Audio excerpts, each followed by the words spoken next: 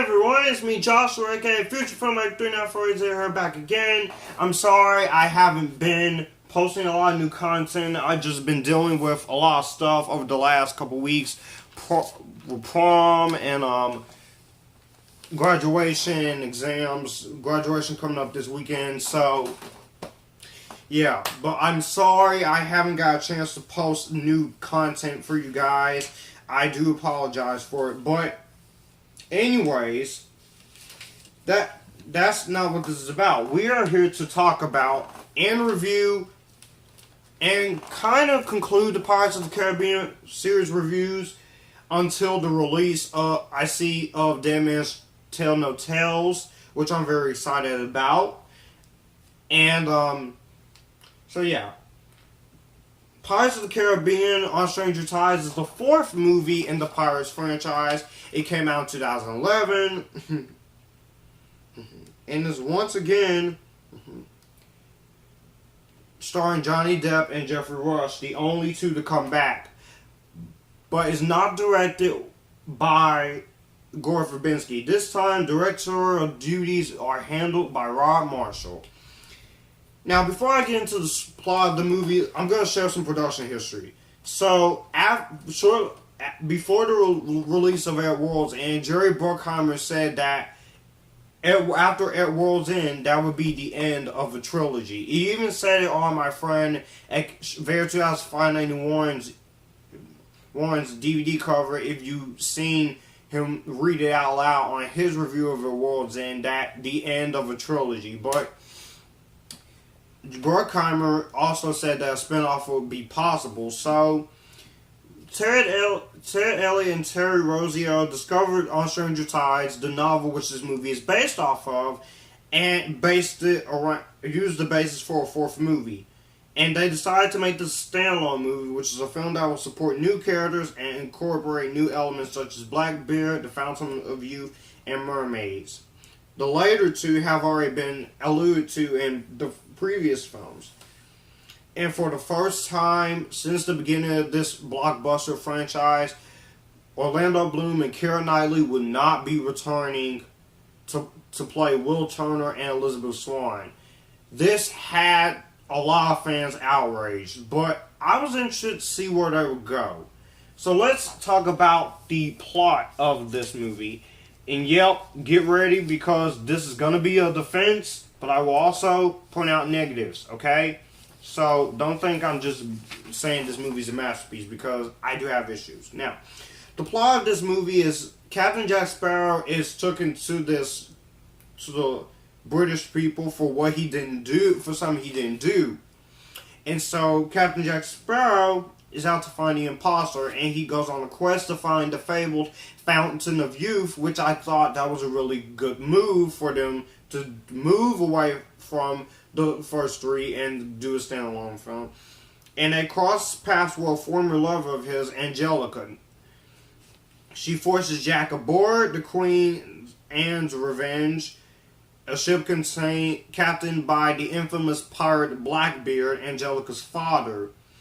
Both are in search of the fountain, Angelica to save her father's soul, Blackbeard to escape a prophecy of the demise at the hands of a one-legged man. And joining the hunt is former pirate Captain Hector Barbosa, now a privateer in King George II's navy, who is in a race against the Spanish for the Fountain of Youth.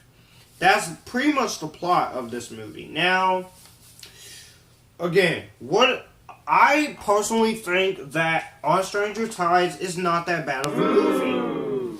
I know, go ahead, say, Joshua, you should hate this movie. There's no defending it. Hey, I find a lot more enjoyment in this movie more than the last one. Because here's how I see it. I love the first Pirates of the Caribbean. I thought that was a great start to the Pirates of the Caribbean series.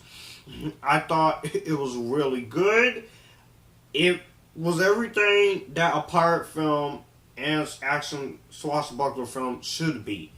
Dead Man's Chest is my favorite of the original trilogy and the original series. And I thought that it was great. It was not as good as Curse of the Black Pearl, but it had much more fun than Curse of the Black Pearl. And it had a very amazing villain in Davy Jones. It rolls in, of course, you all know it's my least favorite of the series, but I still find a lot of enjoyment in the film. It's not like I hate the movie, but the movie has a lot of issues. Way too long, way too convoluted, and just way too much going on for its own good. But I understand that it was supposed to be the end, but again, there's no excuse. Now, let's get on to this one. You got Jack Sparrow, once again played by Johnny Depp, and I will say Johnny Depp is good in all of these movies, especially the new one, which I will see soon. Johnny Depp, while like in the first three, he was the comic relief that comes and goes. But I also felt like he was a main character in the first three with Will and Elizabeth. And in this movie, he is the main character. So I like that they made him the main character. That's one positive I can say. I love that they made him the main character of this movie. That was something new. I loved the return of Geoffrey Rush. But what they do with him in one part of the movie, which I will say for the cons, Geoffrey Rush is just really good in this movie. He's still having fun. Him and Johnny Depp, they still have fun, and I still like his performance as a character. I also love the return of Mulroy and Murtaugh, which they're okay. They're okay in this one. You also got Keith Richards returning as Jack's father. Not a big part, but I will say for the screen time he has, he's really good in the movie. But let's talk about the new cast. Let's talk about the Scrum, played by Stephen Graham. I thought he was really good. I thought he had fun. You also got Sam Claflin and Astrid Berges-Frisbey as Philip Swift and Serena. Serena is a mermaid and Philip Swift is the priest. And a lot of people complain that they're not as good as Will and Elizabeth. I think they're just fine. Now, comparing them to Will and Elizabeth is very hard, because if you look at it, the first three, they were the heart and soul of the franchise. But since Orlando Bloom and Keira Knightley didn't want to come back for this one, they had to have good replacements, and I thought they were really good replacements. They're fine. You also got Ian McShane as Blackbeard, and this is by far the worst villain of the entire franchise, but I will say he's really good, and in the part, it's just he's the worst part of this movie for me. It's him. He is the worst part. And Penelope Cruz is beautiful in this movie. I like her as Angelica. One of my issues with this movie is that they didn't take the time to say in the original three films that Jack had a love interest.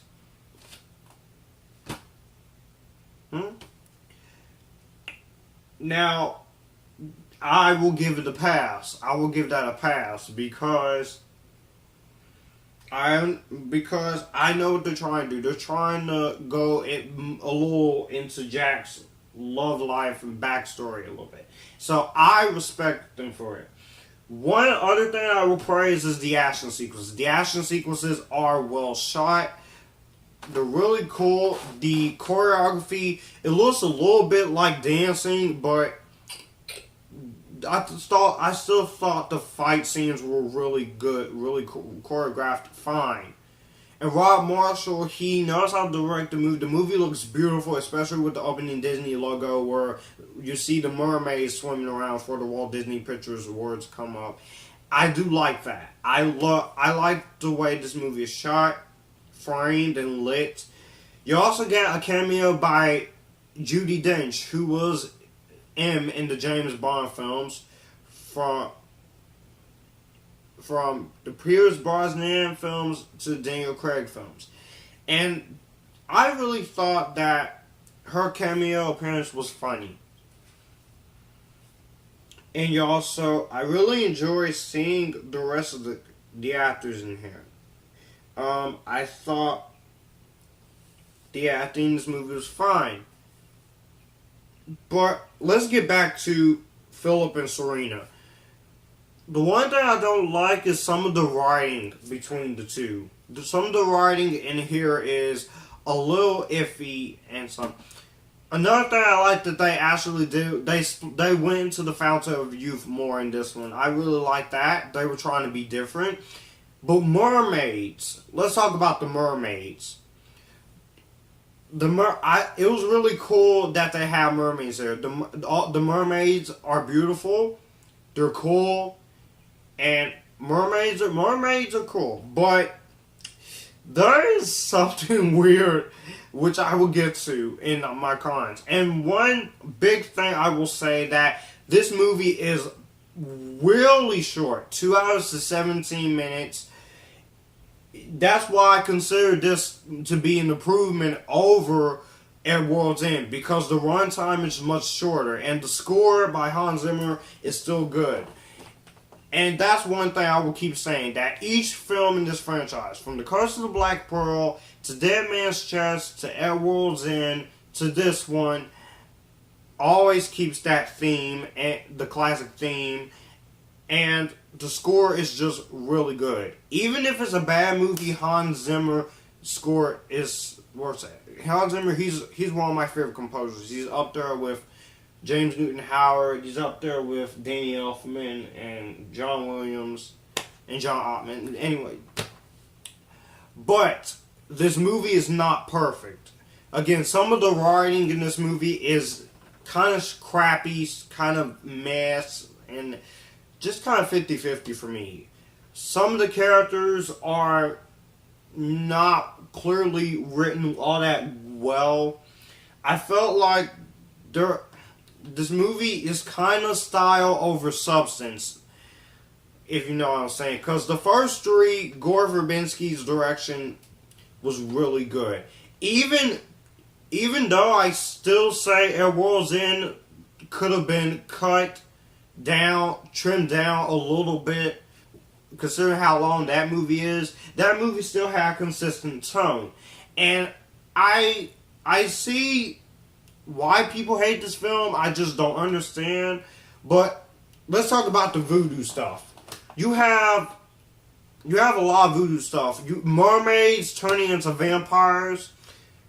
I kind of thought that was weird and kind of stupid, but it was also kind of intriguing at the same time. But I also felt like they should not have been vampires.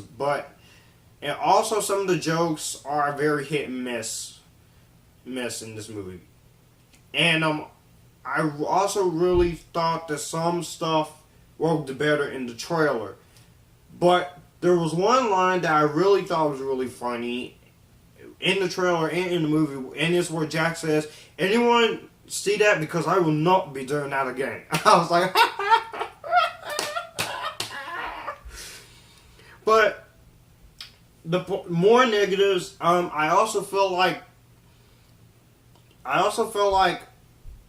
some of the effects look pretty bad, but the effects do look good. It's just some of the practical or CGI effects look pretty fake and bland and just like weird looking.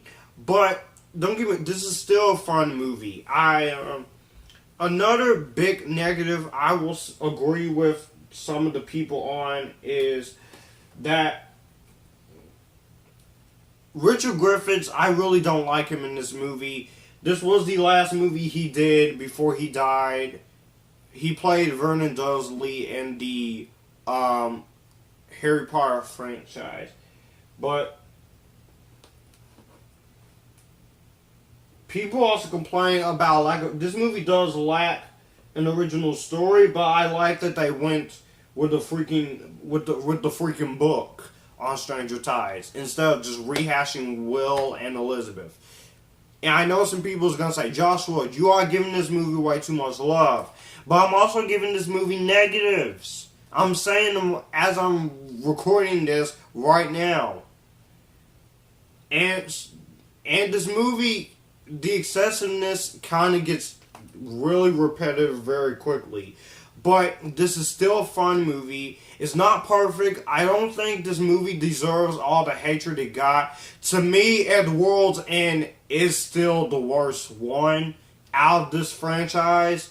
But On Stranger Tides is an improvement over the third film. I don't care how much hate I'm going to get. I'm just a guy saying what I feel, and that's how I feel about On Stranger Tides.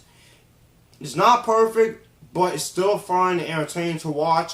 And in my opinion, On Stranger Tides is a passable sequel. It's a watch.